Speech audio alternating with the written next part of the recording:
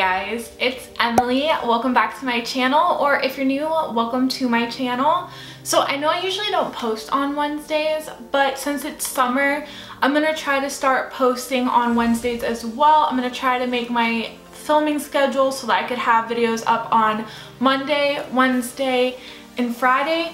So if I miss a Wednesday, don't get too mad at me because I have work replacing school right now.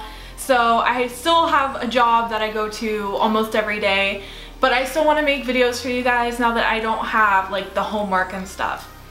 But so in today's video, I kind of wanted to tell you guys my first time flying and how I got over my fear of flying and try to help you guys out in case you guys have this phobia as well.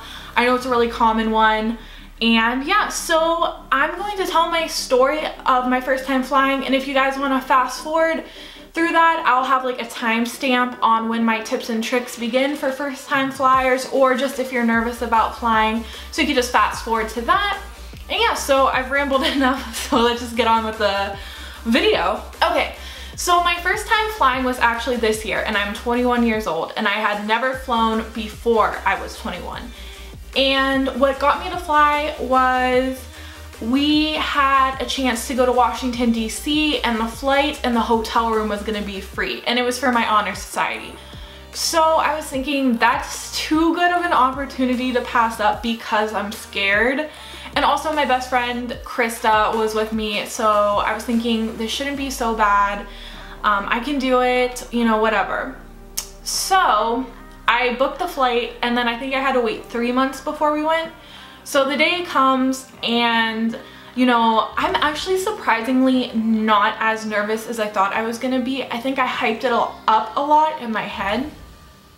So I get there to the airport. We get there about 2 hours early. We go through TSA, go through everything that we need to go through. We had enough time to stop and get a glass of wine and just relax and look at some of the gift shops. And then we went and sat and got ready to board. So now I'm starting to get a little nervous because I'm like, okay, this is really happening. I'm really about to do this. And if you ask me why I'm scared of flying, I can't really give you a definite answer. I think I'm just expecting the worst to happen, even though it's extremely unlikely that anything would happen while you're in the air. But, you know, I'm a worrier, as some of you may be, and it kind of started to sink in. So I boarded. So when I got on the plane, I had a window seat both ways. So I was gonna have a window seat to Washington, D.C., and I was going to have a window seat from Washington, D.C. back to Pittsburgh. So I was kind of excited about that. I've always heard like people love the window seat. So I'm like, okay, cool, cool. So I board the flight, and I sit next to this nice guy. He looks like a business guy. He's in a suit and he's on his BlackBerry the whole time. So I'm like, okay, he's cool to sit by, like, you know, whatever. So we start to ascend, and it's a lot, I don't know, it was more intense than I thought it was gonna be. We kind of had like a jolt back, and so I was like, oof, like, okay. I wasn't expecting that, but we're still good, we're still good. And, oh, well, I guess this is worth mentioning. Our flight had previously got delayed due to snow. So we had to go on the later flight. Our flight was originally supposed to be at 8 a.m. We had to go at 8 p.m. Not a big deal. Our flight was only an hour, so it's not like we were gonna get there super late or anything. But, so, we were up in the air, and I mean, it really wasn't bad. I had a night flight, so it was like super cool to look down and see all the city lights, which I have an overwhelming fear of heights, so I don't know why I was okay to look down. Like, I was kind of impressing myself because I was just like, I wasn't as scared as I thought I was gonna be. So then we start to descend, and I'm noticing it's really shaky, but I've heard that descending is the worst part of the flight, so I'm like, okay, like, I get it. So as we're descending, I'm starting to get a little nauseated because like the plane's kind of shaking, and I'm thinking, okay, this is like normal, like everybody warned me the descension's the worst. Is descension even a word? I don't know, but descending is the worst thing.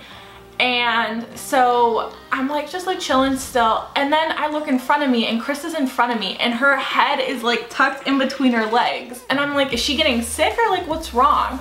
So then I look behind me and the guy behind me is like fidgeting, and I'm like, what's wrong? Is this like not normal? So then we finally land and I get off the flight and Chris is like, that's the worst time I've ever landed in a flight. Like that was the worst turbulence I've ever experienced. And even like with the turbulence really bad, I just got a little nauseated. But I don't know, I didn't think it was that bad still. Like it looked like everybody was freaking out, which I'm kind of happy that I didn't know that that wasn't normal, or else I would have freaked out too. So I was in the air for about a total of an hour, and it wasn't as bad. If you want to know what I thought, it wasn't as bad as I had thought it was going to be. So I spent my time in Washington, and then it's time to come home. So once again, I have a window seat and the flight is approximately an hour, but this time we're delayed for like 45 minutes because something with like the passengers weren't on the plane. Like there's an overwhelming amount of empty seats or something. So the person had to come check it out. I'm not really too sure what was going on. They were kind of like mumbling.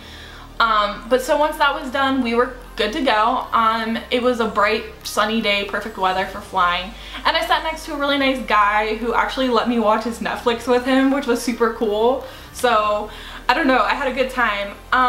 The only thing is I did have to shut the window because it got really hot on the plane. Like I couldn't take it. Like I was feeling so sick because it was so hot, and we were all dressed warm because it was like 30 degrees outside, but it was super hot on the plane, which I don't know, maybe that's like a normal thing. So yeah, there was no turbulence. I didn't feel as nervous because I felt like I had already done it and it wasn't as bad as I thought. And then we landed, and that's the first time I ever flew. And I mean, honestly, so if I had to summarize it for you guys, it really wasn't bad. I mean, I had freaked out. I'm a girl who has horrible anxiety, and anxiety to the point where I hadn't flown my whole 21 years of life because I was so scared. So, I mean, I genuinely can feel and empathize with people who are really genuinely scared. But I just want to let you guys know from my personal experience, it was nothing like I thought it was going to be, and it was way better. You know, the people on the flight were super nice and everything like that. I had a really good experience, and that's why I'm excited to travel again. I'm going to hopefully Florida with Krista pretty soon. So yeah, I'm ready to fly again. And yeah, so I just thought I'd let you guys know my first experience on flying. So now I will let you guys know some tips and tricks and maybe give you guys some facts that will ease your nerves about flying. Okay, so the first thing to remember is that this is a normal fear. There's nothing wrong with feeling scared of flying. I mean, you're literally up in the air in a huge tank almost. So just know that what you're feeling is normal. It's nothing to be ashamed about if you want to talk to somebody about it or anything like that. So the National Institute of Mental Health actually said that about 25% of Americans are scared to fly. So you're not alone. 1 in every 4 people are scared to fly. So that should give you a little bit of weight off of your shoulders that this is totally a normal thing to feel. And I just like I said, like if you want to talk to somebody about it, there's nothing to be ashamed about. Just know, just so you know. Okay, so another thing is a lot of people are very, very scared that their plane is going to crash or something horrific's gonna happen to the plane and they're going to pass away. But Elite Daily actually said that there's only a 1 in 11 million chance that you would die in a plane crash, while there's a 1 in 500,000 chance that you could die in a vehicle accident. So it's like we're not scared to drive every day, you know? So why are we so scared to fly? I mean, I know why we're scared to fly, because I'm scared to fly. But I mean, when you just really look at it from the big picture, you're not in really any danger. Like I said, it's way more plausible that you would die in a car accident, and you usually don't see anybody too nervous to drive, so that's just something to think about. So when you board the flight, I think it's important just to ease your nerves if you take a look at the safety manuals. I know they come over the loudspeaker and kind of give you the rundown before your flight takes off, but there's usually in front of you in the seat little thing, there's usually some things you could pull out, and it'll tell you what to do if this happens or what to do if this happens. But like I said, before they start the flight, they give you the rundown anyways. So that's just something that I would look into if you're curious about safety precautions or anything like that. So another thing is comfort yourself. So if you need medicine for anything, whether that be anxiety, motion sickness, like anything like that, headaches, just feel free to take medicine before. I would actually recommend, especially if you get motion sickness like me, to take medicine for it, because it does get a little bumpy sometimes. Not anything serious, but a little bumpy. So if you want to take something like that. Also, bring like a distraction. Do you have something to do on your computer? I mean, you could buy the Wi-Fi on the plane, but I personally didn't because it was only an hour flight, so I didn't feel like wasting the money. But I actually just read, there were some magazines tucked in by the safety instructions, and I just read some magazines and just stuff like that. I listened to some music on my iPhone because I had already previously downloaded them, so I didn't have to run Spotify or Pandora or anything.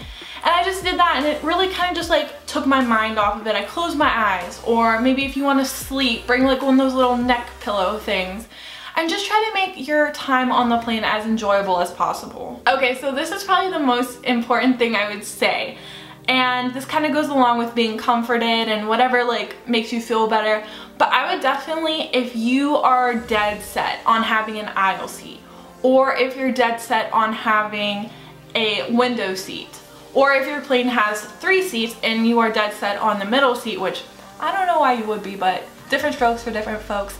Anyways, so just if it's something that is really important to you, that you get this window seat or you get this aisle seat, then feel free to like chip in the extra money for it. I know my flight, you had to pay a little extra. I don't know if that's with all flights. Like I said, I'm new to the whole flying thing. But if it does cost some extra money, I would totally consider it, because that's you being as comfortable as you possibly can on the plane. Like, if you want to be able to look out the window, then you want that window seat. But if looking out the window terrifies you and you want to be close to the aisle in case you need to get out, then you should be in the aisle. It's just things like little things like that that'll just make your flight much more enjoyable. So I hope you guys really enjoyed this video. I had a good time making it for you. I hope I could help somebody. And if you have an experience that you want to share with flights, you could leave it down in the comment section down below. I love talking to you guys, and I love hearing your guys' stories. Don't forget to like and subscribe if you enjoyed the video, because it helps me out a whole lot. And I love you guys so much, and I'll see you on my next Coffee Talk Friday. Bye guys.